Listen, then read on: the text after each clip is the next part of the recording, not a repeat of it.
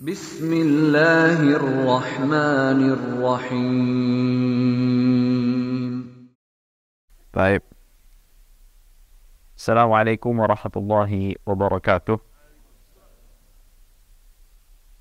Innal hamdalillah nahmaduhu wa nasta'inuhu wa nastaghfiruh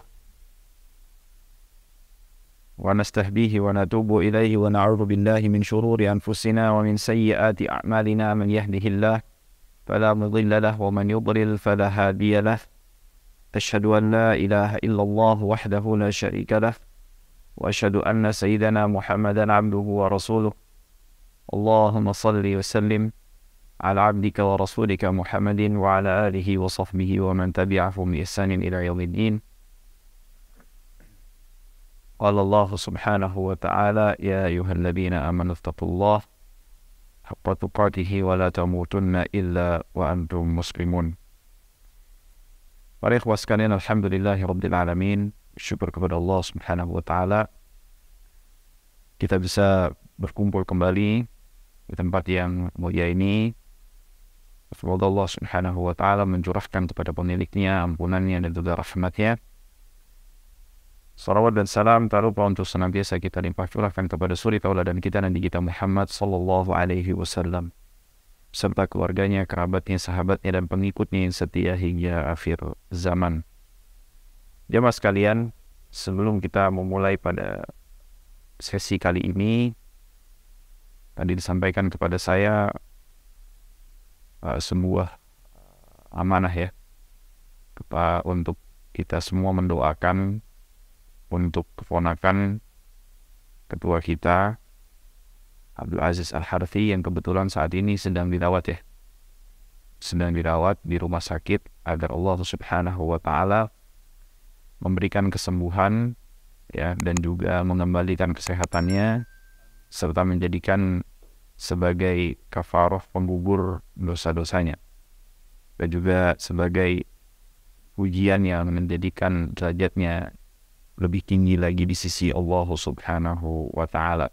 InsyaAllah kita akan membacakan kitab Maqasidu As-Shaum karya Al-Imam Abdul Aziz Ibn Abdissalam As-Sulami Asy-Syafi'i Asy-Syami rahimahullahu ta'ala radhiyallahu anhu.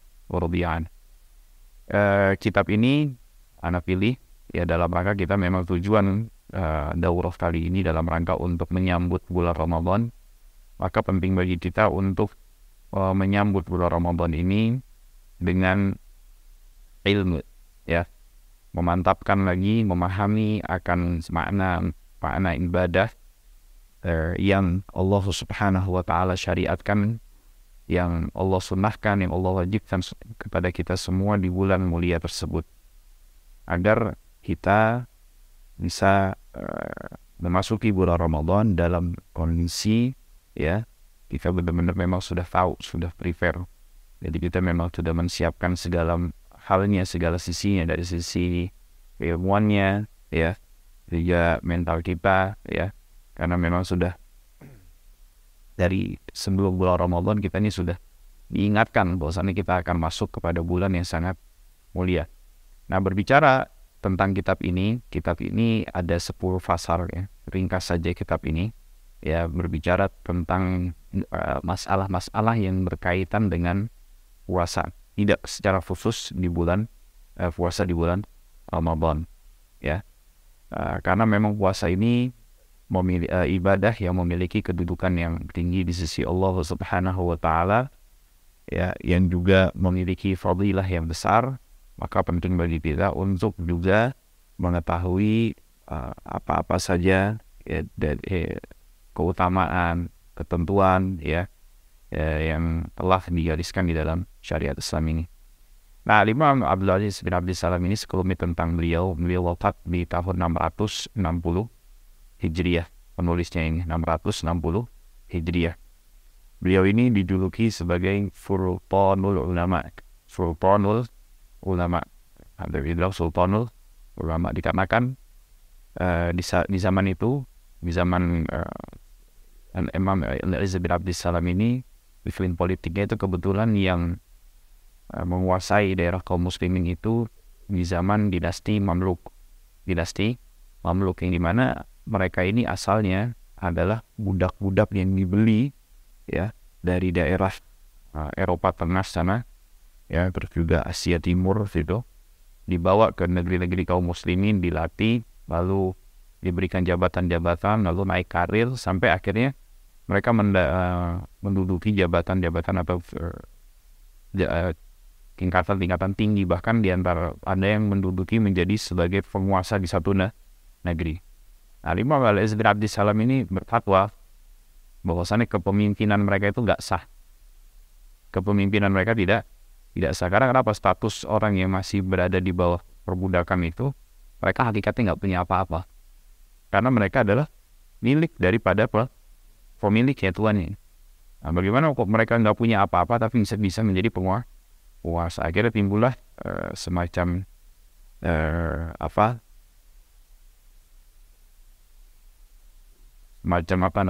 artinya ketidakterimaan lah gitu dari beberapa orang dari pemimpin kaum Mamluk tersebut, sampai ada yang di antara mereka tuh datang mendobrak rumah Al-Imam Al-Aziz bin Abdissalam, terus seraya membawa pedang untuk membunuh Al-Imam Al-Aziz bin Abdissalam. Tapi Imam Al-Aziz bin Abdissalam ini nggak takut dihadapi sama beliau. Bener kamu yang berfatwa bahwasannya kami ini harus dijual artinya diperdekakan dulu baru bisa jadi pemimpin ini. Iya, ini adalah hukum Allah, kata Imam Al-Aziz bin Abdissalam. Nah, ini ulama sejati itu begitu tuh. Hatta sama penguasa, kalau sudah sebuah perkataan kebenaran harus disampaikan. Ya, ada bilang kalau penguasanya salah, dia harus sampaikan ini salah. Benar. Ya. Nah, ini menunjukkan bahwa Al-Aziz bin Abdissalam ini nggak pakai ngumpet-ngumpet ngomongnya, ngomong di khalayak ramai. Ya, nggak ada tuh yang sebutan harus nasihatin sembunyi-sembunyi, langsung ketemu sama pemimpinnya. Ya, ala kulli hal, sampai akhirnya karena timbul konflik ya di tengah masyarakat pada zaman itu, akhirnya menyebabkan beliau untuk pindah ke Mesir.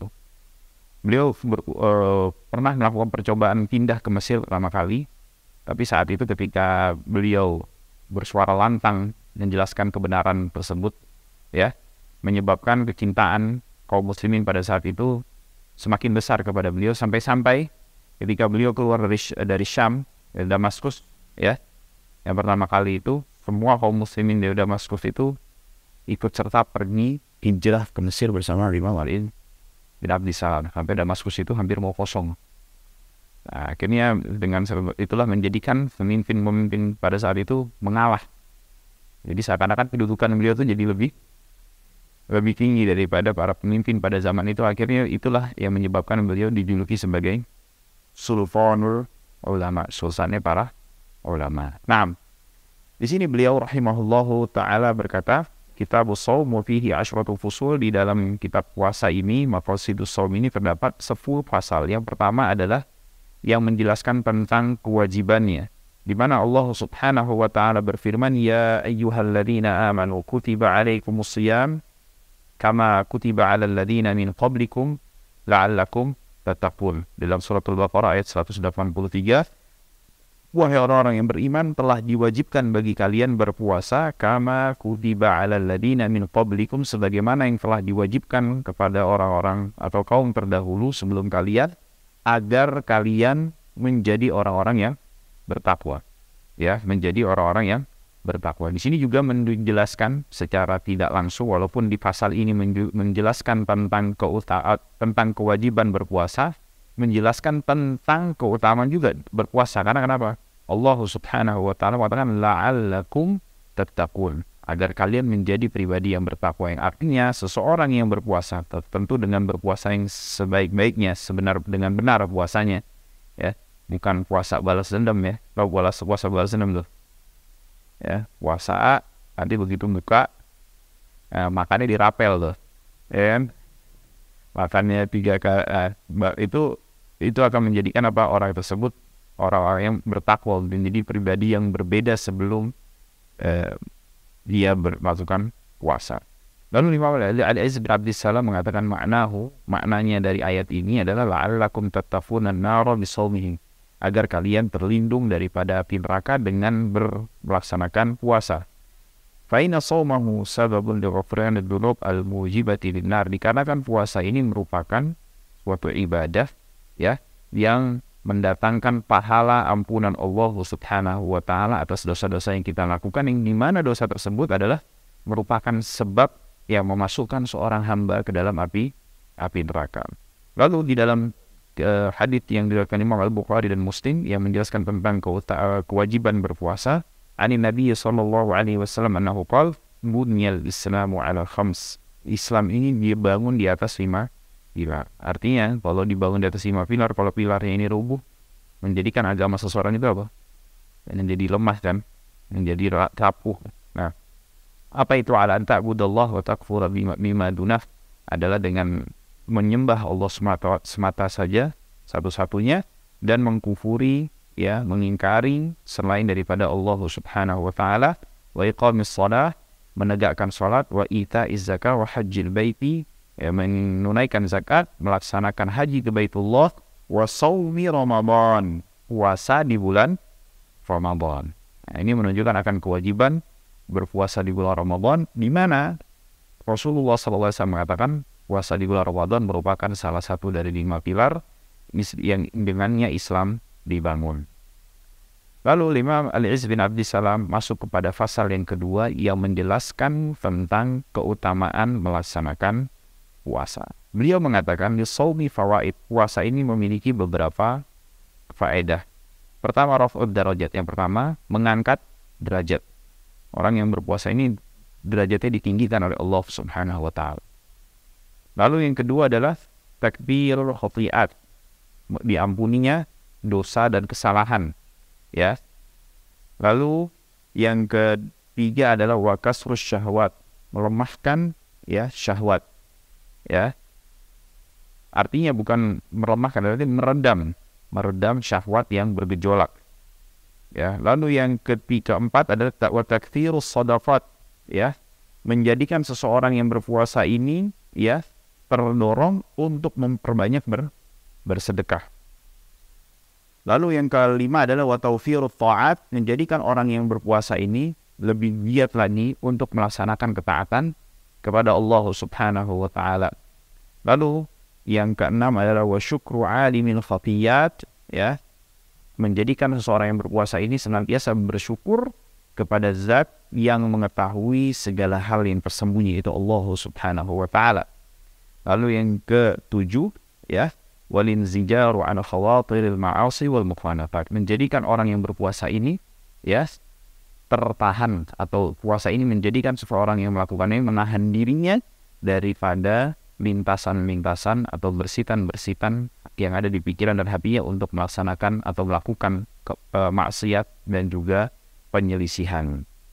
Nah, ini ada berapa jadi? Ada berapa faedahnya? Ada 7. Ya. Nah, sekarang dijelaskan Imam Al-Izz bin Abdissalam dari mana ini?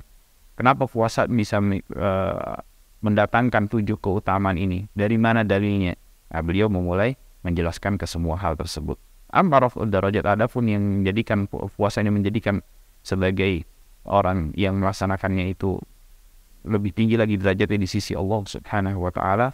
Pada qaulihi sallallahu alaihi wasallam, jika masuk bulan bersabda Rasulullah sallallahu alaihi wasallam, idza jaa Ramadan, jika telah masuk bulan Ramadan, futihat abwabul jannah, maka akan dibuka pintu-pintu surga, wa ghulliqat abwabun nar, dan akan ditutup pintu-pintu neraka, wa suffidatis syayatin, dan akan dibelenggu setan. Wa liqaulihi sallallahu alaihi wasallam, ya, jadi dibuka pada saat bulan Ramadan, orang sedang apa itu? Puasa. Yang menunjukkan orang yang berpuasa ini, dikarenakan puasanya sampai Allah Subhanahu wa taala membuka pintu surganya, menutup pintu neraka. Ini kalau bukan orang yang memiliki kedudukan tinggi di sisi Allah, nggak akan mungkin sampai apa? Allah membukakan pintu surganya. Ibaratnya kalau bapak tuan rumah di sini, kalau orang datang main asal datang, kira-kira dibukain nggak pintunya?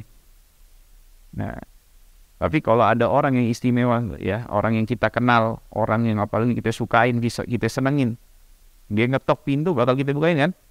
Nah, begitu juga ketika Allah Subhanahu wa taala sampai membukakan surganya bagi siapa? bagi orang yang berpuasa, menunjukkan akan apa? Puasa ini menjadikan seseorang ini memiliki kedudukan yang berbeda di sisi Allah Subhanahu wa ta'ala. Nah, wa liqaulihi sallallahu alaihi wasallam hikayatan an rabbih azza wa jalla, juga berdasarkan hadis qudsi yang menunjukkan bahwasanya puasa ini akan menaikkan derajat orang yang melaksanakannya. Kullu amal ibni Adam lahu, setiap amalan anak Adam itu manusia itu untuk dirinya, untuk dirinya. Inna siyam, kecuali puasa. Fa innahu li wa ana ajzi bihi, karena puasa itu untukku kata Allah Subhanahu, hanya untuk Allah Subhanahu wa ta'ala, dan Allah lah yang akan membalasnya secara langsung. Ya. Wasiyamu junnah, dan puasa ini merupakan perisai, tameng. Fa in kana yaumu shaumi ahadikum, jika kalian sedang berpuasa, fala yarfus, jangan berbicara dengan ucapan-ucapan yang kotor yauma idzin, wala yashab, dan juga jangan ganggu orang. Jangan usil mulutnya ataupun dengan perbuatan. Fa in sabbahu ahadun, kalau ada seseorang yang ganggu kita, ngatain kita, au qatalahu, atau gangguin kita, usilin kita, ya falyaqul inni mru'un sha'im, katakan saya sedang berpuasa. Tapi para ulama di sini berselisih. Apakah ketika inni mru'un sha'im itu mengucapinnya ana sha'im terdengar, atau cukup di dalam hatinya saja? Al-Imam Ar-Rafi'i mengatakan mengucapinnya dikeraskan. Saya berpuasa, saya puasa. Karena kata Imam Rafi'i itu tujuannya supaya ngingetin yang ganggu kita, jangan ganggu anak lagi, stop, anak lagi puasa. Tapi Al-Imam An-Nawawi mengatakan enggak, ngomongnya untuk dirinya dia sendiri. Dalam artian apa? Agar menjadikan orang ini lebih bisa menahan dirinya agar tidak membalas perbuatan orang yang mengganggunya. Ya, kalau dia membalas perbuatan orang yang mengganggu, akhirnya apa? Mengakibatkan ia merusak atau mengurangi nilai pahala puasa yang dia sedang kerjakan. Nah, jadi dia mana-mana deh, lihat dari maslahatnya. Tapi kalau kita orang sekarang, puasa riya ente. Nah, jadi kita lihat kalau misalnya takut begitu, kita bilang akan diri kita sendiri cukup ana shaim, supaya apa ini? Diri kita ini dimotivasi untuk lebih bisa menahan diri kita. Inni shaim walladzi nafsu Muhammadin biyadihi, demi jiwa Muhammad sallallahu alaihi wasallam yang berada di genggamannya. La khalufu famis shaim, sungguh bau mulutnya orang yang berpuasa afyabu indallah, lebih disukai oleh Allah Subhanahu wa taala yaumul qiyamah, pada hari kiamat, min rihil misik, daripada wangi kasturi. Walis ini farhatan, dan bagi orang yang berpuasa akan mendapatkan dua kebahagiaan yafrahuhuma.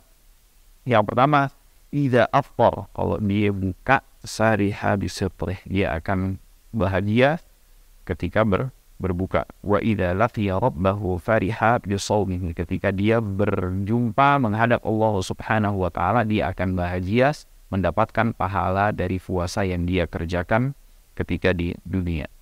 Wa anhu sallallahu alaihi wasallam, dan juga dari hadis Nabi Muhammad sallallahu alaihi wasallam, kullu amal ibni Adam yudha'af, setiap amalan anak Adam itu bakal dilipat gandakan. Jadi kita setiap amal soleh yang kita kerjakan itu pasti akan dilipat gandakan.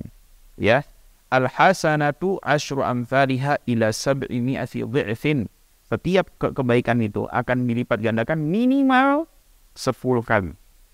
Bahkan bisa sampai 700 kali. Tergantung dari keikhlasan dan kualitas ibadah yang dikerjakan. Nah, jadi kalau ibadahnya semakin bagus, semakin konsisten menjaga syarat ketentuannya dan juga adab-adabnya, ya, dan juga ikhlasnya, Masya Allah, hanya untuk Allah Subhanahu wa ta'ala, tidak tercampur baur dengan apa-apa saja yang bisa mengurangi kualitas ikhlas itu sendiri, ya, itu akan dilipat gandakan sampai 700 kali. Ya. Alhamdulillah. Ya. Qala Allah azza wa jalla illa shaum fa innahu li wa ana ajzi bihi, kecuali puasa. Kata Allah Subhanahu wa taala, saking besarnya pahala puasa ini, Allah sendiri yang bakalan balas. Wa yad'u syahwatahu wa ta'amahu min ajli. Karena kenapa? Seorang yang melakukan puasa itu dia meninggalkan syahwatnya. Ya, syahwat apa nih? Syahwat macam-macam. Kita nggak ngomong yang tidak baik, ya, gangguin orang. Syahwat dalam artinya yang haram, ya, dan juga yang halal. Seperti apa? Misalnya kita bersyahwat kepada istri kita, ya, dan juga syahwatahu wa ta'amahu, dan juga makan, minum yang dihalalkan oleh Allah, dimubahkan, yang sifatnya mubah, yang hukumnya mubah, min ajli, hanya untuk Allah subhanahu wa ta'ala. Dan juga qala sallallahu alaihi wasallam, ya, ini menunjukkan akan apa? Naikkan derajat. Dari hadis ini kan kita bicara bahwasannya puasa ini akan menaikkan derajat orang yang melakukannya, kan? Karena Allah langsung yang balas pahalanya. Ya, ibaratnya antum punya satu pekerjaan perusahaan, ya, pekerjaan, punya beberapa pegawai, ya. Biasanya kan udah ada yang gini kan, apa, udah ada bagiannya yang memberikan gaji, kan, atau bonus, kan. Nah, itu biasa, kan, berarti pegawai biasa. Tapi kalau sampai antum yang ngasih gajinya secara langsung, berarti ini pegawai punya apa? Punya keistimewaan di antara pegawai ya yang lainnya. Begitu juga kita sebagai hamba Allah subhanahu wa ta'ala. Tatkala Allah tabaraka wa ta'ala secara langsung yang akan membalas puasa yang kita kerjakan, menunjukkan bahwasannya puasa ini menjadikan seseorang yang mengerjakan yang memiliki kedudukan yang berbeda dengan hamba-hamba Allah subhanahu wa ta'ala yang lainnya. Lalu qala sallallahu alaihi wasallam, inna fil jannati baban, di surga itu ada satu pintu, yuqalu lahu Rayyan, yang namanya adalah Rayyan, yadkhulu minhu shaimuna yaumal qiyamah, yang dimana orang yang masuk ke dalam bab pintu tersebut adalah orang-orang yang berpuasa. La yadkhulu ma'ahum ahadun ghairuhum, enggak ada orang yang masuk bersamanya. Artinya orang-orang yang lain, yang orang ibadah yang lain enggak akan masuk dengan orang-orang yang berpuasa dari bab tersebut. Yuqalu aina shaimun, dipanggil lewat pintu tersebut, aina shaimun, mana orang-orang yang berpuasa? Fayadkhuluna minhu, lalu mereka masuk ke dalam bab tersebut, pintu tersebut. Fa idza dakhala akhiruhum ughliq falam yadkhul minhu ahad. Ketika semua orang yang berpuasa di dunia ini sudah masuk ke dalam pintu tersebut, lalu ditutuplah pintu tersebut dan tidak akan dibukakan untuk selain orang yang berpuasa. Artinya nggak ada lagi yang masuk lagi. Nah, ini menunjukkan apa? Surga ini kan, masya Allah, ya, surga masya Allah. Ma la ainun ra'at wa la udhunun sami'at wa la khatara ala qalbi bashar. Tidak ada terlintas pernah dilihat di mata, terlintas di pikiran, terdengar dengan telinga. Tapi Allah subhanahu wa ta'ala sampai mengkhususkan satu pintu khusus untuk orang yang berpuasa. Kenapa nggak ada pintu orang sholat? Kenapa nggak ada pintu orang yang lain-lainnya? Kenapa Allah sampai khususkan satu amalan menjadi satu pintu? Ya, ini menunjukkan akan apa? Orang yang melakukan puasa ini memiliki kedudukan yang berbeda, ya, istimewa di sisi Allah subhanahu wa ta'ala. Qala alaihi salatu wassalam, Rasulullah sallallahu alaihi wasallam juga bersabda, inna as-shaima tusalli alaihi al-malaikah idza ukila indahu hatta yafrahu. Orang yang berpuasa akan senantiasa didoakan oleh para malaikat, ya, mereka senantiasa didoakan oleh para malaikat. Kira-kira orang sembarangan yang didoain malaikat, nggak mungkin, kan? Pasti adalah orang-orang yang memiliki kedudukan istimewa di sisi Allah subhanahu wa ta'ala. Nah, Al-Imam Al-Izz bin Abdissalam lalu memberikan beberapa komentar menjelaskan akan makna-makna hadis yang disampaikan di masalah bahwasannya puasa ini akan menaikkan derajat orang yang melaksanakannya. Amma taftihu abwabil jannah fa ibarat an takfir ta'ati al-mujibati li fathi abwabil jinan. Adapun dibukakan pintu surga itu merupakan sebuah ungkapan yang menunjukkan bahwasannya orang yang berpuasa ini akan akan lebih giat lagi di dalam melakukan ketaatan, yang dimana ketaatan tersebut akan memasukkan orang tersebut ke dalam pintu-pintu surganya Allah subhanahu wa ta'ala, ya. Wa taghlifu abwabin nar, adapun ditutupnya pintu neraka ini merupakan sebuah ungkapan yang menunjukkan bahwasannya ketika bulan Ramadan, ketika orang berpuasa lah secara umum, itu akan menjadikan orang ini dorongannya untuk melakukan maksiat akan lebih sedikit. Karena biasanya maksiat ini karena apa sih? Orang melakukan maksiat hawa nafsu kan? Hawa nafsu ini dari mana? Dari makanan. Karena dia bahan bakar dari hawa nafsu itu kosong, otomatis keinginan untuk melakukan maksiat ini jadi semakin apa? Makin kecil. Nah, itu dia makanya kelebihannya terutama di puasa. Wa tasbidu syayatin, adapun dibelenggunya syaitan, kata Imam Al-Izz bin Abdissalam, merupakan ungkapan bahwasannya setan ini berhenti memberikan bisikan-bisikan kepada orang-orang yang berpuasa. Dikarenakan apa? Orang puasa udah lemes, udah dia nggak pengen apa-apa ya. Jadi kira nanti kalau udah lemes banget, udah nggak kuat apa-apa, mau nggak kira-kira mau diajak, ayo pergi deh, kita curug nanti ini. Udah deh nggak lembut deh gitu deh, capek gitu. Nah begitu juga orang yang puasa, ngapain? Itu udah nggak ada tenaga. Karena kenapa? Habis untuk menahan lapar atau energinya udah terkuras ya, dikarenakan rasa lapar yang kita rasakan. Nah, wa qawlu azza wa jalla kullu amal ibni Adam. Nah, lalu beliau menjelaskan tentang hadis qudsi tersebut. Qawlu ana ajzi bihi, maksudnya Allah, kata Allah, saya yang akan membalasnya. Wa in kana huwal jari ala jami'at ta'at, ya, walaupun hakikatnya semua ketaatan itu Allah semua yang balas. Tapi kenapa sampai dalam puasa ini Allah mengatakan saya langsung yang akan membalasnya? Menunjukkan akan makna ta'zimu jazaihi, menunjukkan akan kebesaran balasan yang akan Allah berikan kepada orang yang berpuasa, sampai kata yang sampai saya yang akan balas sendiri, kata Allah Subhanahu wa taala. Wa qawlu as-siyamu junnah, adapun perkataan Nabi Nabi Muhammad atau firman Allah Subhanahu wa taala, was-siyamu junnah, puasa ini adalah perisai, ini shaub wiqayah min adzabillah. Puasa ini adalah sebuah perisai yang membentengi kita daripada azabnya Allah Subhanahu wa taala. Warafath fahishul kalam wa sahab al-khisab. Rafath itu maknanya adalah ucapan-ucapan yang kotor, jorok. Wasahab, kan kata Rasulullah, la yarfuth wa la yashab. Jangan ucap ucapan kotor, wa la yashab, jangan tidak mesin orang, berseteru, juga enggak boleh. Nah,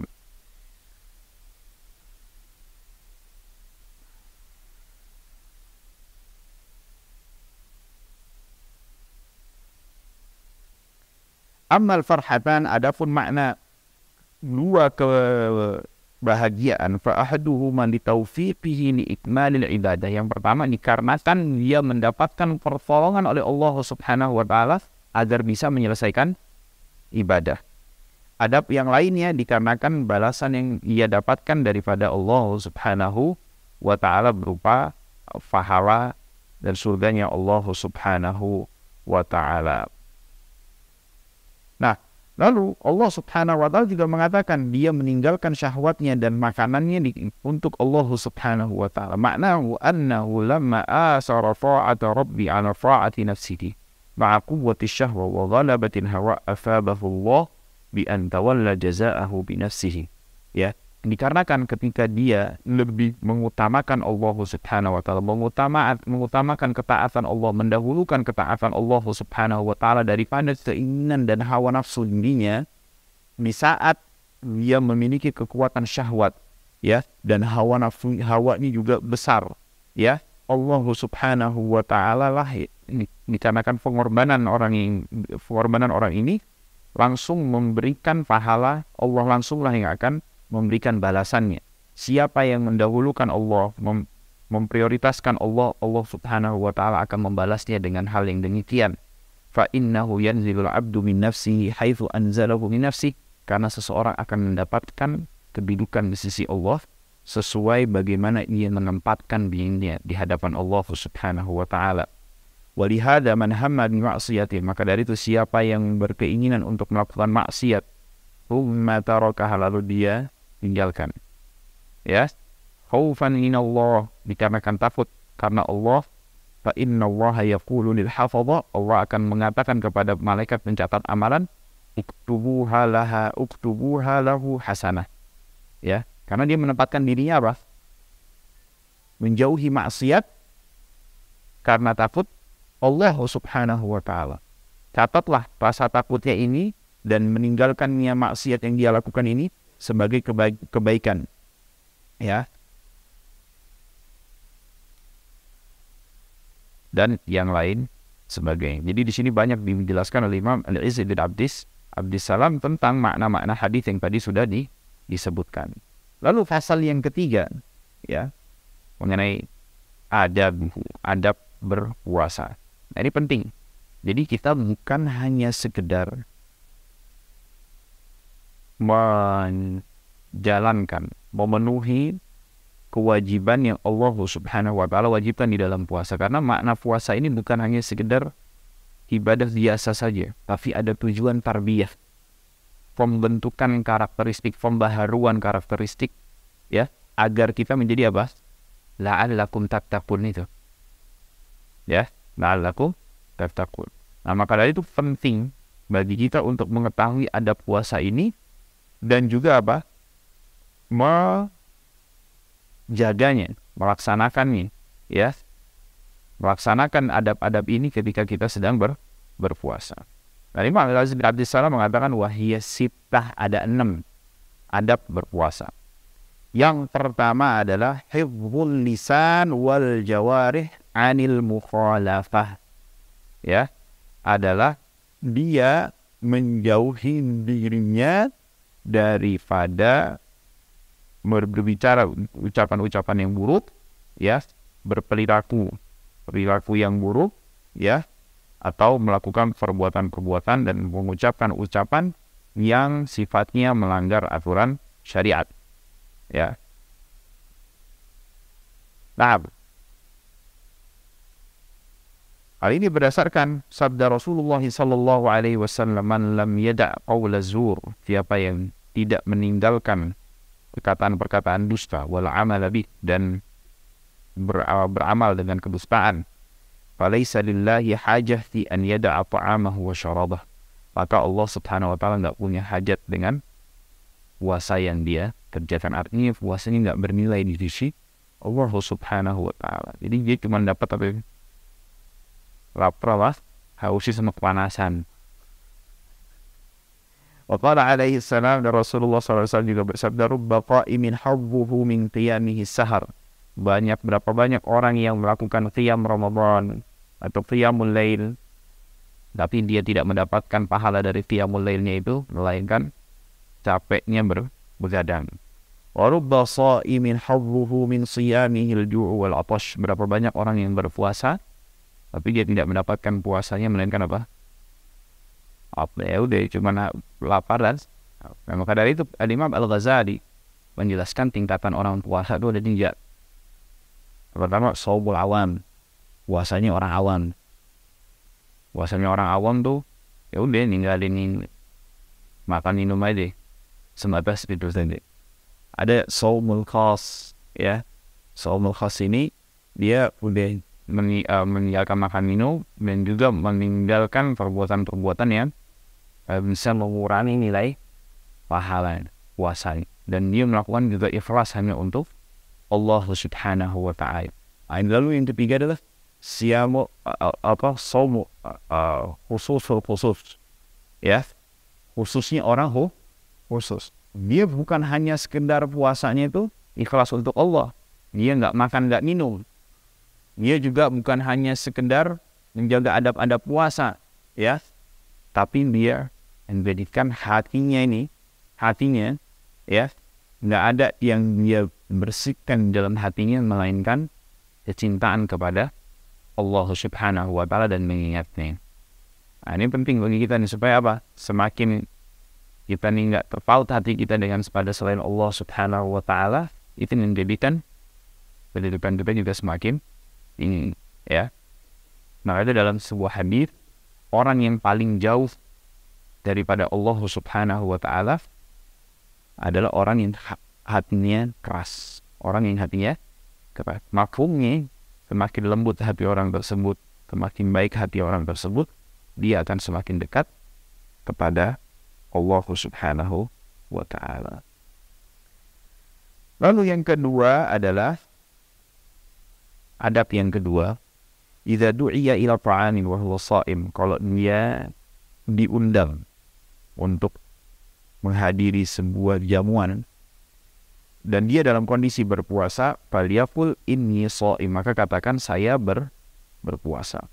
Liqaulihi sallallahu alaihi wasallam, idza du'iya ahadukum ila ta'amin wa huwa sha'imun falyaqul inni sha'im. Kalau seseorang diundang untuk menghadiri sebuah jamuan dan dia dalam kondisi berpuasa, maka katakanlah saya berpuasa. Yadhkuru dzalika tidharan ila da'i, itu dia menyebutkan itu ya sebagai bentuk permohonan maaf, ya sebagai bentuk alasan ya kepada orang yang mengundangnya.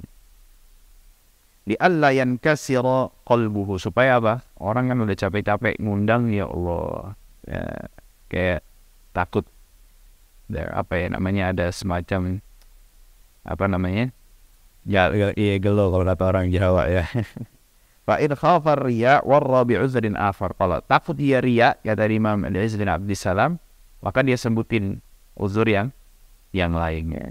Nah, ats-tsanitsu, tapi sebagian ulama juga mengatakan begini, kalau misalnya puasanya sunnah, bukan sebagian ulama sih, ulama menyebutkan kalau puasanya sunnah, ya, dalam hadis itu aniru nafsih, ya, dia yang menentukan tuh, dia mau lanjutin atau dia batalin, ya, tinggal dia pilih tuh, ya.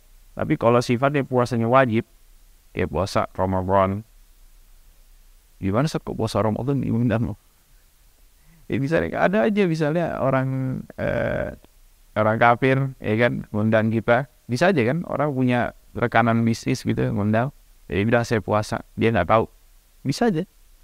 Atau misalnya puasa qadha kan wajib kan, dia nggak puasa di bulan Ramadan karena udzur, misalnya sakit, lalu dia ganti di bulan berikutnya dengan niat qadha, maka itu nggak boleh juga dia untuk berbuka. Juga di antara puasa wajib itu puasa nazar. Dia nazar mau puasa 3 hari atau puasa 1 hari. Di saat puasa nazarnya itu bertepatan dengan dia diundang menghadiri jamuan, dia nggak boleh makan, nggak boleh dia batalkan puasanya. Tapi kalau misalnya berbarengan dengan wiridnya dia, wirid artinya amalan kebiasaan harian atau rutinitas harian buan, itu disebut wirid namanya, berupa ibadah. Misalnya dia punya wiridnya itu adalah puasa Senin Kemis, atau bahkan puasa Daud misalnya, atau puasa sebulan 3 hari, nanti kita akan bahas ya masalah Pak jenis ini puasa sunnah. Nah kalau kayak gini udah, itu dikembalikan kepada orang yang berpuasa, mau dia lanjutin atau dia batalin. Nah, lalu kenapa? Iya, puasa kafarah juga termasuk puasa yang wajib, nggak boleh dia batalin. Ats-tsalitsu ma yaqulu idza afṭar. Nah, di antara adab ketika berpuasa itu adalah membaca doa ketika ifṭar, ketika berbuka puasa. Wa huwa ma ruwiya anhu alaihi salam, di antaranya yang diriwayatkan dari Nabi Muhammad sallallahu alaihi wasallam, annahu kana yaqulu idza afṭar, beliau mengucapkan sebuah doa, membaca sebuah doa ketika berbuka, dhahaba adh-dhama'u wabtallatil uruq wa sabatal ajru insya Allah. Sebutin ulama ya. Jadi jangan dianggap ulama nggak pernah nyebutin, kayak ada yang baru nyebutin sekarang ya. Nah, waruya aidan, dan juga diriwayatkan iya baru ulama udah jauh-jauh hari ya. Di antara juga Allahumma laka sumtu wa ala rizqika aftartu, itu juga disunnahkan kata Imam Al-Izz bin Abdissalam. Hadis ini diriwayatkan Abdullah bin Al-Mubarak ya di kitab Az-Zuhd, Ibnu Abi Syaibah dan Musannaf. Ya terlepas ada yang bilang mengatakan hadisnya dhaif, tapi nggak ada masalah, ini termasuk ke dalam kategori fadailul a'mal. Dan juga di antara hadis yang disunnahkan untuk diucapkan ketika berbuka, selain tadi dua doa tadi yang disebutkan, dhahaba dhama'u wa ibtallatil 'uruq wa thabatal ajru insyaallah. Dan juga Allahumma laka sumtu wa bika wa ala rizqika afrafud ajar alhamdulillahilladzi a'anani fasuntu wa razaqani fa'aftartu. Alhamdulillahilladzi a'anani fasuntu. Alhamdulillahilladzi a'anani fasuntu wa razaqani fa'aftartu. Nah, baca tuh tiga-tiganya tuh. Allahumma laka dhahaba dhama'u wa ibtallatil 'uruq wa thabatal ajru insyaallah. Allahumma laka sumtu wa ala rizqika aftartu. Alhamdulillahilladzi a'anani fasumtu wa razaqani fa'aftartu. Baca baru nah, dia buka. Ar-rabi' di antara adab yang keempat adalah atau adab yang keempat adalah ma yuftar alaih. Kita bukanya pakai apa sih? Afdolnya itu. Di antara adab puasa tuh di sini disebutkan wa huwa rutab.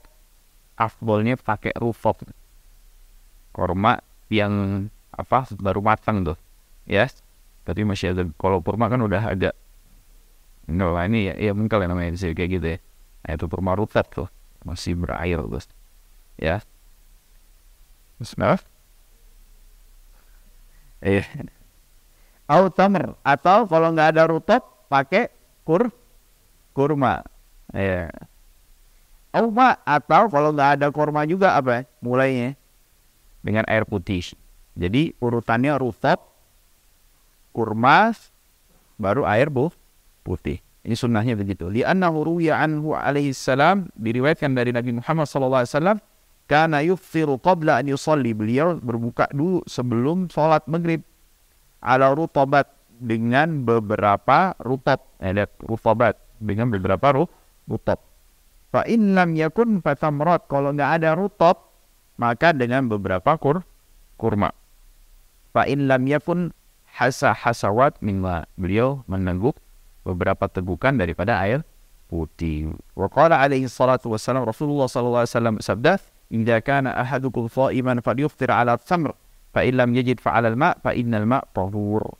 Ya, jika kalian sedang berpuasa, kata Nabi Muhammad SAW, jika salah seorang kalian berpuasa, maka berbukalah dengan kurma.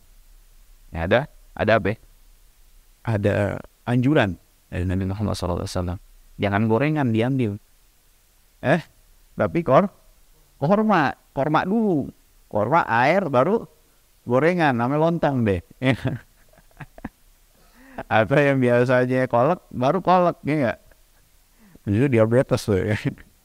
Manisan kemanisan. Nasallallahu as-salamah.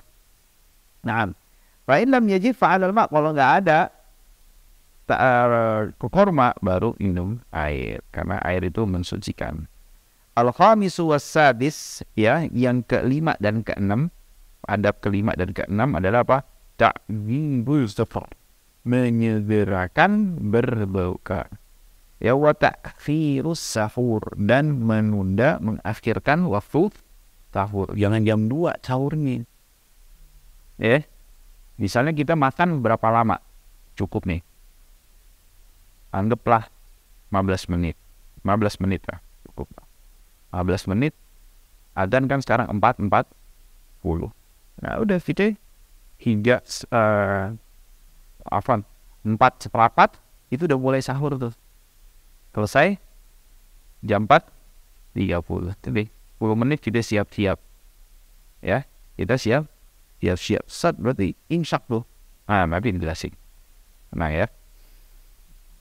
Nah, ta'jil liqaulihi sallallahu alaihi wasallam, berdasarkan sabda Nabi Muhammad sallallahu alaihi wasallam, tasahharu fa inna fis sahuri barakah. Bersahurlah karena di sahur tersebut ada keberkahan. Qala alaihi salam, berkata Nabi Muhammad sallallahu alaihi wasallam, la yazalun nas bil khair ma ajjalul fitr. Senantiasa manusia berada di dalam kebaikan ketika dia menyegerakan berbuka. Makna menyegerakan itu ketika kita sudah yakin masuk waktu maghrib. Udah yakin bener waktu maghrib nih, langsung kita minta. Ini kan maghrib ya, udah deh. Kan mempercepat berbuka sunnah. Jadi nah dapat kagak batal puasanya iya. Karena ragu. Bukan karena ragu itu saja. Iya kan, iya karena ragu itu juga kalau misalnya ternyata setelah lewat beberapa waktu ketahuan belum masuk maghrib itu udah pasti batal. Nah, qala alaihi salam, qala Allah azza wa jalla, kata Allah subhanahu wa ta'ala berfirman dalam hadis qudsi, ahabbu ibadi ilayya a'jaluhum fitra. Hamba yang paling aku cintai, kata Allah subhanahu wa ta'ala, adalah mereka yang paling bersegera di dalam berbuka. Qala alaihi salam, la yazalu bin zahira, senantiasa agama ini akan muncul ma'ajjalun nas al-fitr, selama orang itu menyegerakan, mempercepat berbuka. Li'annal yahuda wan nasara yuakhirun, karena orang Yahudi dan Nasrani itu menunda berbuka mereka. Jadi ini sebagai bentuk apa? Penyisihan, ya, pembeda antara kaum muslimin dengan umat-umat yang lainnya. Wa inna ma'afaras sahur, nah tujuannya mengakhirkan sahur, liyutaqawwa bihi ala shaum, tujuannya untuk kita lebih kuat lagi melaksanakan puasa. Puasa berapa jam di Indonesia? Kurang lebih 14 jam ya. 14 jam. Tapi kalau misalnya kita 2 jam sebelum waktu subuh itu udah makan, rasanya 2 jam sebelum 16 jam. Sedangkan perut ini, kalau kata para ahli dokter itu, kedokteran kan, sebetulnya idealnya setiap 4 jam diisi kan, di waktu posisi perutnya ini lagi bekerja maksimalnya kan, siang. Nah kalau misalnya kosongnya sampai 16 jam bagaimana? 4 kalinya kan. Jadi walaupun istirahat perutnya itu lebih lama. Qala Amr bin Maimun berkata, kana ashabu Muhammadin sallallahu alaihi wasallam a'jalan nas iftara wa abta'ahum sahura. Nah, para sahabat Nabi Muhammad SAW adalah orang yang paling bersegera dalam berbuka dan orang yang paling menunda sahur. Artinya benar-benar sahurnya itu udah mepet dengan apa? Dengan waktu maghrib. Ya. Waktu subuh, maaf. Wa inna ma'akhara sahur yatawafa bihi shaum kay la yujhidahu shaum. Supaya tujuannya apa? Dia mengakhirkan puasa, mengakhirkan sahur supaya dia enggak puasa tersebut memberatkan dirinya. Wa tuqidahu an katsirin min at-ta'at, akhirnya timbulnya apa? Mengakibatkan apa? Akhirnya dia enggak bisa melakukan ketaatan yang banyak. Waqad kana baina sahuri Rasulillah sallallahu alaihi wasallam wa baina salatihi qadru 50 ayah. Antara selesai sahurnya Nabi Muhammad sallallahu alaihi wasallam dengan waktu sholat subuh, masuknya waktu sholat subuh itu ada jarak 50 ayat. Kayak ngaji 50 ayat. Berarti menunjukkan akan ada apa? Yang dinamakan sekarang istilahnya imsak. Nah, jadi kalau imsak ini tujuannya untuk apa? Supaya kita prepare, siap-siap, supaya kita nih makanan turun dulu, akhirnya sholat subuhnya juga enak. Betul ya? Nah, bukan berarti imsak itu kita meyakini nggak boleh makan, haram, enggak. Tapi sebagai bentuk kehati-hatian, sebagai bentuk kita ini supaya masuk subuh ini sudah dalam kondisi siap. Bukan berarti kalau kita kan nggak enak, habis selesai makan tapi langsung saya subuh kan, gerabak gerubuk bahasanya kan begitu orang kan. Nah, tapi kalau kita udah selesai makan, udah turun, sholat juga lebih nyaman. Dan ini juga yang dicontohkan oleh Nabi Muhammad SAW, di mana selesai sahurnya beliau dengan adzan maghrib itu ada jarak membaca 50 ayat. Kalau 50 ayatnya kayak surat Al-Waqiah atau Al-Mursalat, pendek-pendek gitu, kurang lebih mungkin 5 menit. Ya kita taruh pertengahan lah, berarti kurang lebih berapa? 5 menit. Nah, wa inna ma'ajjal al-fitra, dan beliau menyegerakan berbuka, li'annal ju'a wal atsha, ya, rubbama darra bi, dikarenakan lapar dan haus ini akan memberikan bahaya, memberikan dampak bahaya. Fala wajha ila ifadin nafas lidzalika ma'a annahu la qurbata fi, maka enggak ada kebutuhan dan hajat untuk kita memperpanjang masa puasa kita, yang dimana itu juga hakikatnya bukan sebagai bentuk pendekatan diri juga kepada Allah, nggak bernilai ibadah juga. Ya kata Imam Abdul Salam, Waqad ru'iya ba'du dhurafa'us salaf ya'kulu fi suq faqila lahu fi dzalik matlul ghani dzulmun. Diriwayatkan ada sebagian salaf nih yang orangnya karakteristiknya lucu orangnya. Tahu-tahu di tengah pasar masuk waktu maghrib dia langsung makan di situ. Langsung kayak ditegur, ngapain nanti makan di tengah pasar? Pulang dulu kek, ya kan? Atau masuk ke toko dulu terus makan di situ, ya. Langsung beliau mengatakan matlul ghani dzulm, ya. Sikap orang yang punya kekayaan, kelapangan, menunda-nunda pembayaran hutangnya, ya, ketika diminta dan jatuh temponya, itu adalah sebuah bentuk kezaliman. Artinya apa? Ana bisa makan sekarang, ana tunda ngapain? Ini zalim buat ana, katanya begitu. Nah, lalu faslur rabi' fima yujtanabu fi. Dan ini adalah tadi yang sudah disebutkan adalah 6 adab yang mesti kita jaga selama kita berpuasa. Yang pertama adalah apa? Hifdzul lisan dan anggota badan daripada segala bentuk perbuatan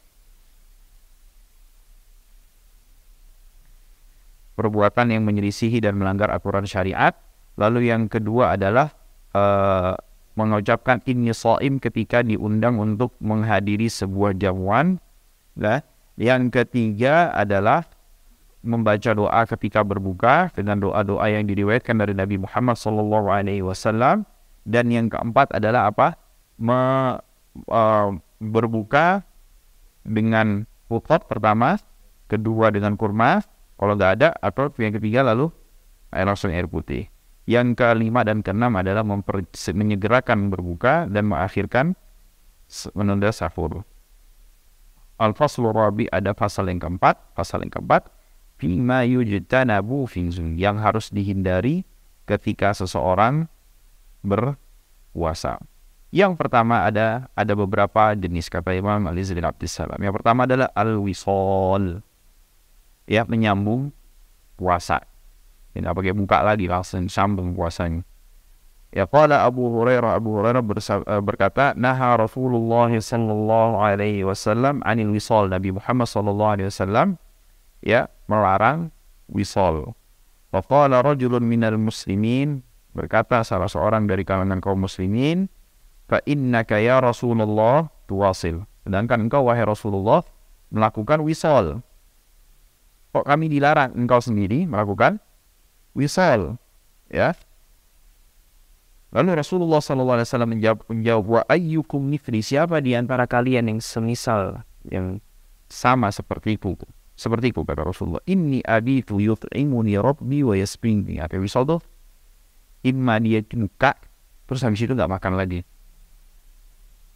Wisol tuh maknanya. Jadi dia buka, habis itu deh gak pakai sahur lagi, puasa sampai ketemu buka hari berikutnya.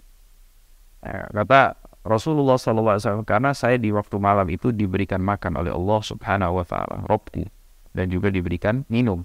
Falamma abaw an yantahu 'anil wisal wasala bihim yawman thumma ra'awul hilal faqala law ta'akhkhara al-hilal lazidtukum kal munakkin lahum hina abaw an yantahu.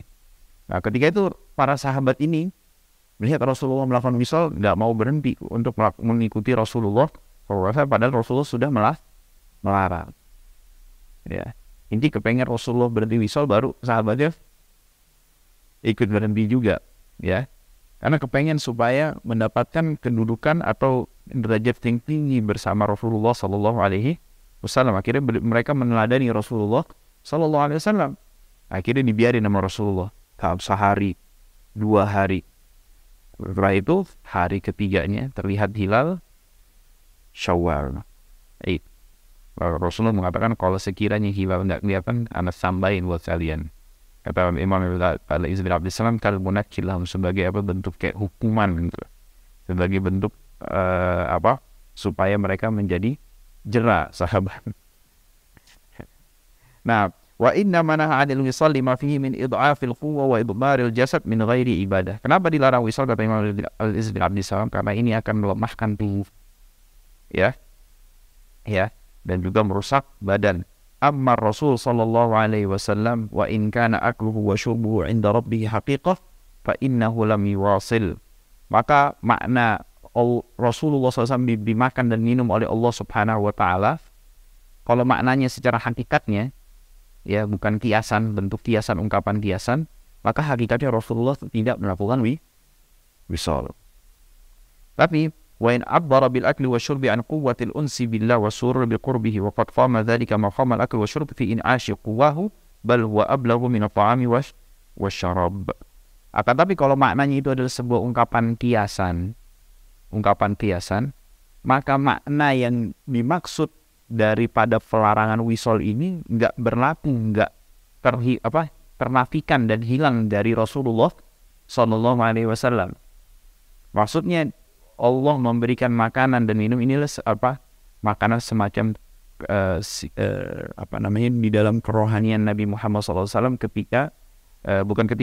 dikarenakan hati Nabi Muhammad ini senantiasa merasa nyaman ketika mendekatkan diri kepada Allah Subhanahu wa taala.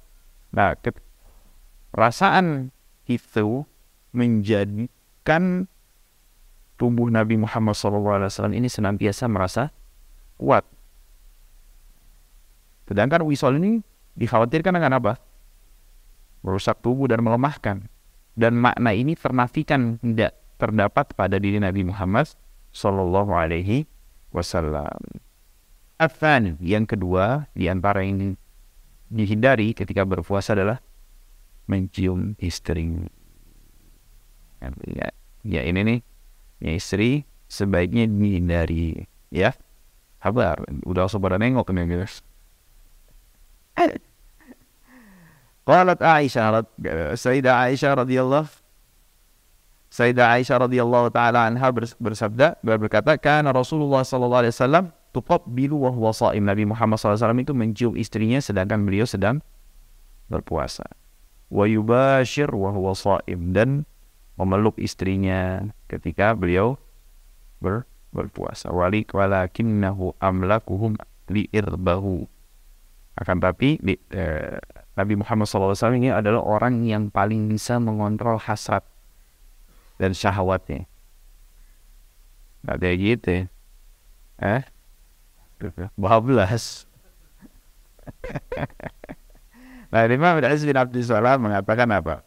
Faman kana syaikhan, siapa yang udah syekh, yang udah umurnya Masya Allah banyak, ya'manu ala nafsihi min tahriki syahwat, yang dimana dia udah bisa mengontrol syahwatnya, wa ifsadis saum, dan bisa menahan dirinya daripada merusak puasanya, fala ba'sa dia, maka nggak apa-apa tuh mencium istrinya, mencumbu istrinya, memeluk istrinya. Wa in kana syabban, tapi kalau dia anak muda, masih anak, atau baru nikah lagi, ya kan? Masih membara, ya kan? Baru nikah lagi.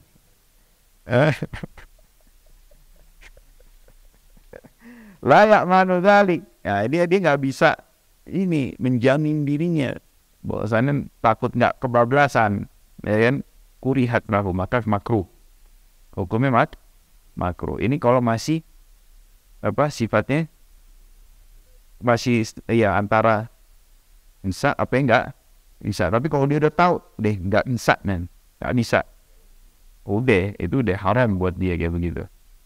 Kalau seperti itu, kurihat lahu lima qiyam min ta'arid beribadah lilisab wal mukhatara biha. Ya, ini jadi jelas ya. Dilihat dari kondisi orangnya. Kalau kondisi orangnya udah lama nikah, itu enggak apa-apa tuh kalau istri yang cium istri. Tapi kalau baru-baru nikah atau anak muda masih semangat-semangatnya, itu jangan deh, makruh. Ya. Lalu yang ketiga adalah di antara yang dihindari ketika berpuasa adalah al-hijamah, berbekam. Bahkan sebagian ulama berpendapat berbekam ini membatalkan puasa.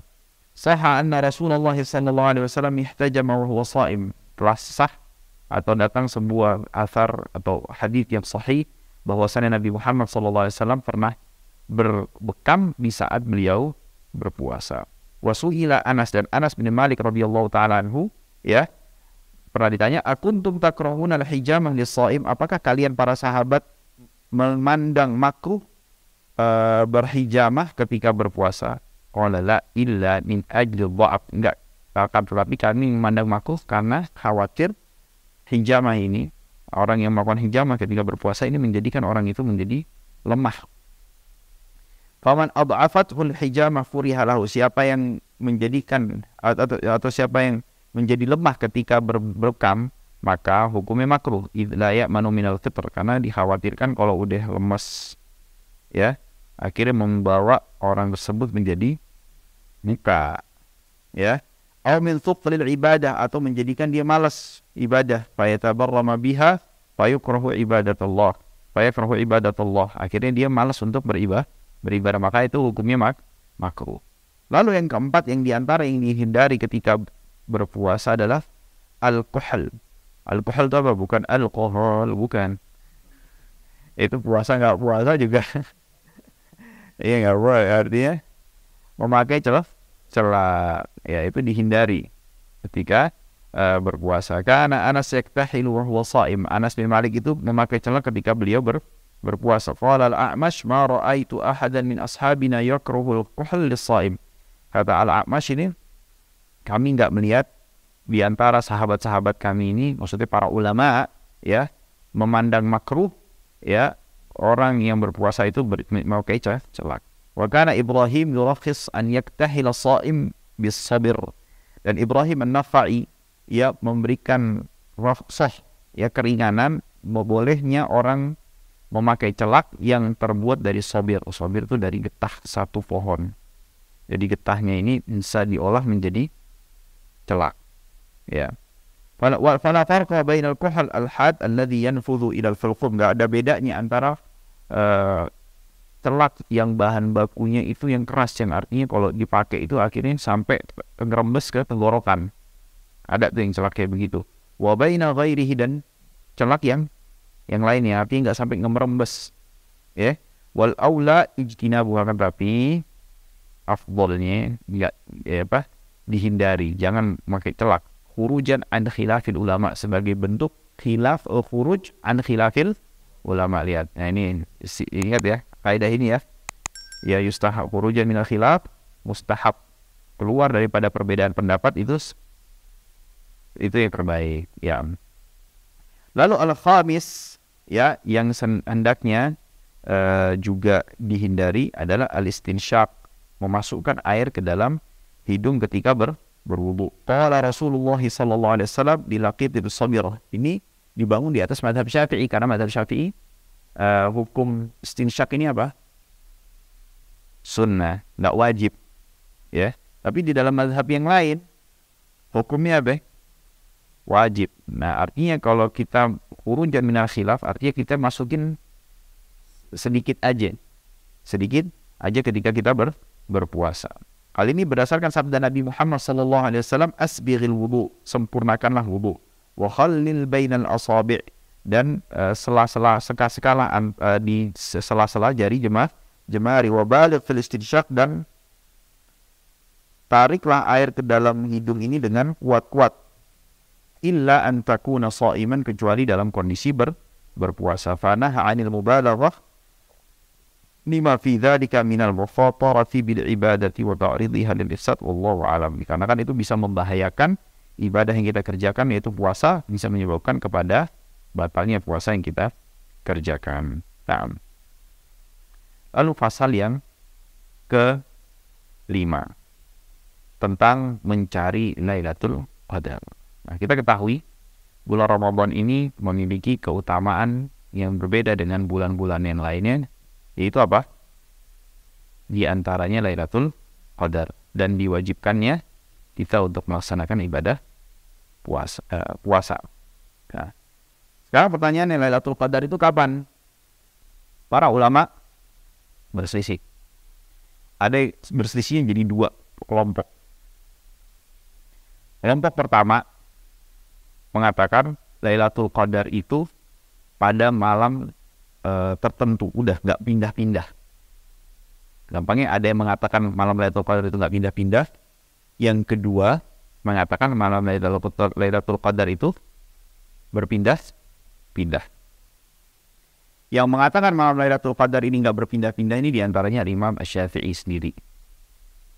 Dan juga Imam Ahmad ibn Hanbal. Terus mereka berselisih ketika yang mengatakan nggak berpindah di malam berapa. Ya, kata Imam Syafi'i antara malam 21 sama 23 udah nggak pindah nih di antara dua ini. Pindah dalam artian nggak pindah itu maksudnya udah nggak keluar dari dua malam ini. 21, 23. Imam Ahmad mengatakan malam 27. Imam Ahmad malam 2. Nah, sebisa mungkin tuh kalau malam 21, 23, 27 tuh lebih dimaksimalin. Ya. 21, 23, 27. Jangan 27-nya doang. Sampai jalan raya ya kan. Salat deh. Ya. Mana kayak malam 27 doang tuh ya. 21, 23-nya dikemanain? Ya. 21, 23. Nah, sebagian ulama lagi mengatakan berpindah-pindah. Berpindah-pindah. Berpindah-pindah. Ada dua kelompok. Ada dua kelompok lagi yang berpindah-pindah. Ada yang mengatakan malam Lailatul Qadar itu berpindah-pindah sepanjang tahun. Artinya nggak mesti di bulan Ramadan. Ada yang mengatakan begitu ulama. Jadi bisa jadi malam Lailatul Qadar bulan Sya'ban. Bisa jadi malam Lailatul Qadar bulan Syawal. Kalau tadi pendapat Sya'ban lah. Nggak. Pendapat misal satu orang ulama aja. Ini cuma sekedar sebagai wawasan aja kita biar tahu. Nah, ada yang kelompok yang kedua, malam Lailatul Qadar ini berpindah-pindah hanya di bulan Ramadan dan di 10 hari terakhir. Ini pendapat yang dipilih Al-Imam Ibnu Khuzaimah dari kalangan Syafi'iyah. Dan ini pendapat yang dikuatkan oleh mayoritas Syafi'iyah. Bahwasannya Lailatul Qadar itu berpindah-pindah di 10 hari terakhir dan kemungkinan terbesarnya pada malam ganjilnya. Ya, jadi nggak fanatik ulama Syafi'iyahnya. Imam Syafi'i ngomong apa? 21, 23. Tapi ulama Syafi'iyahnya mengatakan apa? Pindah-pindah di 10 hari terakhir. Jadi jangan bilang kalau ente bermadhab itu bakalan jumut. Enggak. Iya, kemungkinan. Tapi kata ulama mengatakan yang pendapat ini yang dalam kelompok ini yang Ibnu Khuzaimah 10 hari terakhir, tapi yang paling besar kemungkinannya malam ganjil. Tapi bukan berarti malam genap nggak punya kemungkinan. Jelas ya? Jangan disalahartikan perkataan Ibnu Khuzaimah ini cuma malam ganjil. Enggak. Malam ganjil ini punya kemungkinan lebih besar, tapi malam genap juga memiliki kemungkinan. Nah, maksimalin ya. Itu maksimalin. Terlebih lagi di dalam mazhab Syafi'i ini syaratul i'tikaf itu nggak mesti satu hari atau satu malam full, enggak. Kayak seperti mazhab yang lainnya. Ada sebagian mazhab yang mengatakan syaratul i'tikaf itu harus satu hari full baru dikatakan i'tikaf. Kalau kurang dari satu hari tidak bernilai, berdiam dirinya kita di masjid itu tidak dikatakan sebagai i'tikaf. Nah, jadi kayak ada tren dulu kan disebut i'tikaf sampai kalong anyway. Yang malam doang tuh. Ya kan ada kan begitu kan? Dia siangnya kerja, malamnya dia i'tikaf. Nah, kalau orang itu taklid kepada mazhab Syafi'i, dia bisa dapat pahala i'tikaf di malam itu. Kalau ketika dia masuk ke dalam masjidnya dengan niat i'tikaf. Nah, kalau dia taklid kepada mazhab yang lain kayak mazhab Malik, kayak mazhab Hanafi, nggak dapat dia pahala i'tikaf karena kenapa kurang daripada satu hari. Terus juga belum tentu juga kayak misalnya ada orang yang kerjanya taksi online, dia lebih senangnya jalannya malam, tapi dia juga nggak mau kelewatan i'tikaf. Ya, akhirnya dia masuk masjid nih habis salat maghrib, terus maghrib dia makan, terus masuk lagi masjid, ya nanti i'tikaf nanti akan dibahas oleh Ustaz Ammar ya. Dia sholat isya, sholat tarawih, dia diam diri dulu. tarik jam 11 ini baru keluar. Itu udah dapat pahala i'tikaf. Dia dapat pahala i'tikaf. Nah, dia terus sudah narik dia tuh, apa bisa taksi malam atau kerja apapun lah malam lah pokoknya. Misalnya kerja proyek gitu kan, benerin jalan itu kan malam tuh. Nggak ada tengah hari tengah hari bolong bisa diomelin orang ya kan. Nah, dia sembari kerja itu dia berzikir kepada Allah, baca subhanallah, alhamdulillah, la ilaha illallah, Allahu akbar. Udah itu insya Allah dengan ibadahnya dia walaupun sambil kerja itu dia dapat apa? Malam Lailatul Qadar. Ya. Nah, ini kita lanjutin ya, apa be? Udah jam 10 nih. Nggak lanjut aja ya. Nah, Lailatul Qadar Lailatun Syarifah, kata Imam Izz bin Abdissalam, Lailatul Qadar ini malam yang memiliki kemuliaan. Faddalahallahu ala alfi syahrin laisa fiha Lailatul Qadar, yang dimana satu malam Lailatul Qadar itu nilainya sama dengan 1000 bulan, 1000 bulan itu tanpa Lailatul Qadar.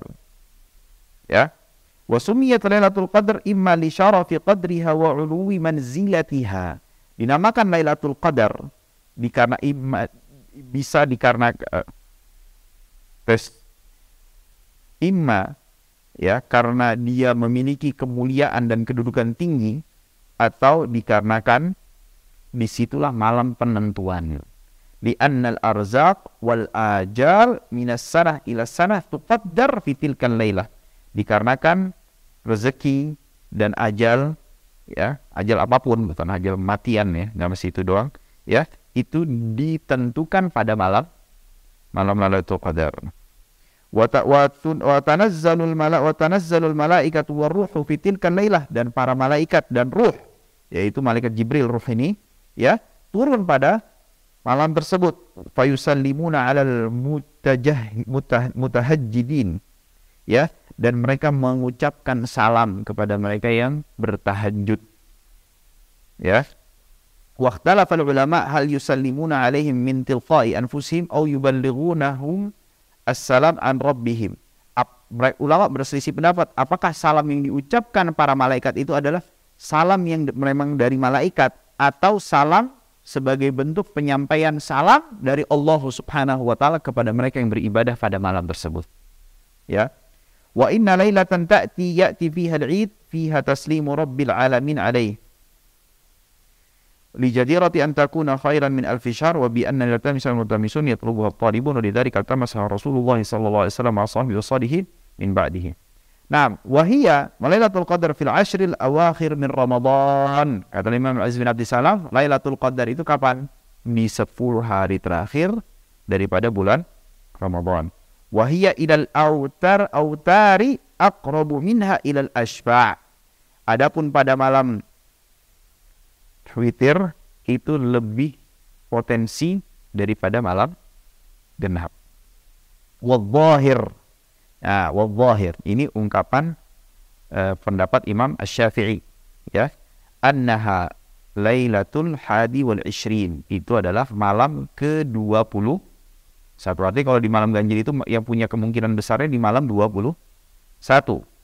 Lianna Rasulullah sallallahu alaihi wasallam ra'aha thumma unsiyaha. Karena Nabi Muhammad sallallahu alaihi wasallam pernah melihat, diperlihatkan oleh Allah pada malam 21 pada malam 21 itu adalah merupakan malam Lailatul Qadar. Akan tetapi Allah Subhanahu wa taala menjadikan Rasulullah sallallahu alaihi wasallam lupa, sehingga nggak bisa mengabarkan para sahabatnya. Jadi memang ada ulama, banyak orang salihin, orang ulama yang kadang disingkapkan oleh Allah, diperlihatkan, oh ini malam Qadar. Ya bagaimana bentuknya, wallahu a'lam. Nah, tapi bukan berarti ini terus kita dia mengetahui yang gaib, enggak. Beda antara disingkapkan sebagian gaib dengan mengetahui yang gaib. Ada sebagian orang salihin, orang ulama yang kadang dalam waktu tertentu disingkapkan oleh Allah, diperlihatkan ini adalah malam Lailatul Qadar. Diriwayatkan Imam An-Nawawi pernah seperti itu. Diriwayatkan Imam An-Nawawi pernah disingkapkan oleh Allah Subhanahu wa taala pada satu tahun, pada tahun tertentu itu, pada satu tahun ya, malam Lailatul Qadar oleh Allah Subhanahu wa taala. Nah, wa dzukira annahu sajada fi sabihatiha fi ma'in wa tin. Ini disebutkan di dalam riwayat tersebut bahwasanya Nabi Muhammad sallallahu alaihi wasallam sujud pada waktu paginya, waktu fajarnya di atas air dan tanah, pintu yang campur air.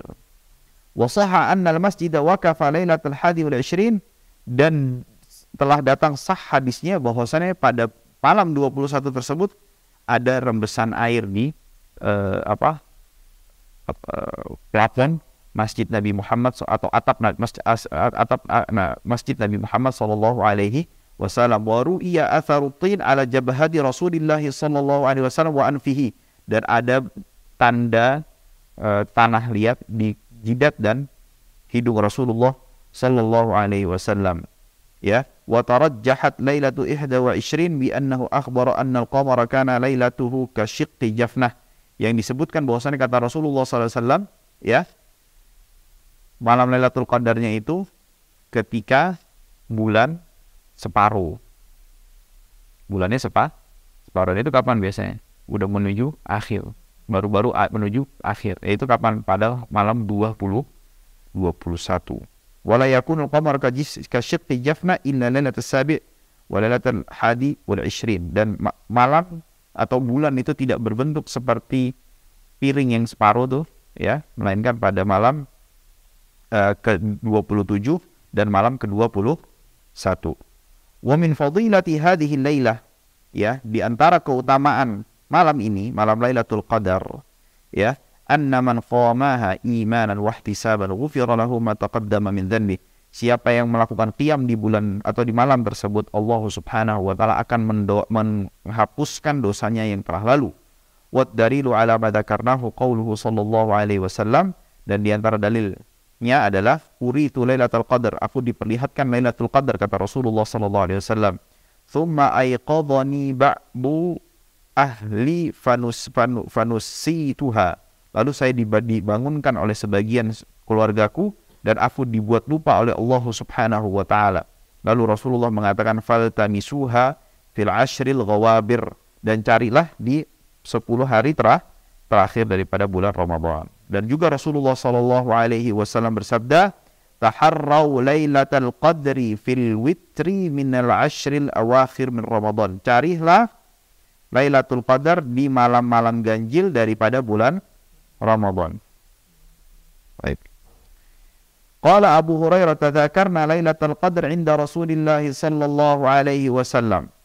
Kami sedang bermudzakar, saling mengingat, berbincang dengan Rasulullah sallallahu alaihi wasallam tentang masalah Lailatul Qadar.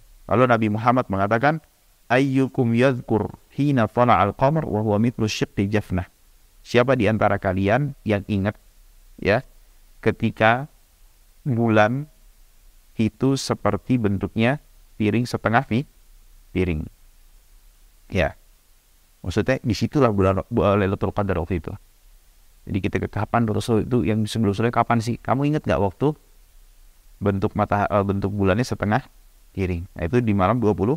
Wa sahha anhu sallallahu alaihi wasallam annahu qala man qama Lailatul Qadar imanan wa ihtisaban ghufira lahu ma taqaddama min dhanbi.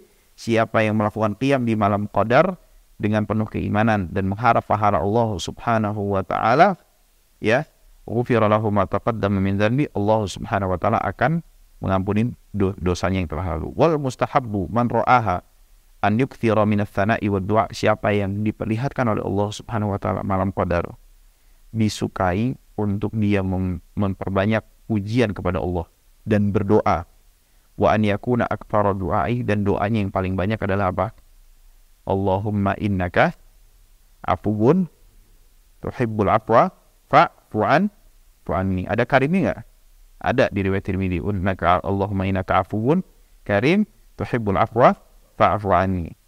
Wa in iqtasara 'ala ats-tsana'i wa huwa afdal lima ruwiya anhu alaihi salatu wassalam, qala Allah azza wa jalla man syaghalahu dzikri an mas'alati a'taituhu afdala ma utiya as-sa'ilin. Akan tapi kalau ada orang yang lebih memperbanyak berzikir, mengingat Allah Subhanahu wa taala daripada berdoa, itu lebih afdal. Karena kenapa?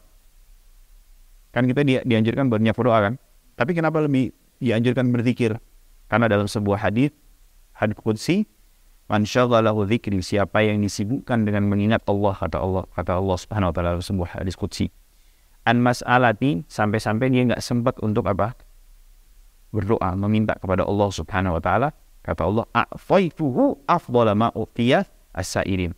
Aku akan berikan ya yang lebih afdol, yang lebih baik daripada yang aku berikan kepada mereka hambaku yang meminta permohonan kepada Allah Subhanahu wa ta'ala.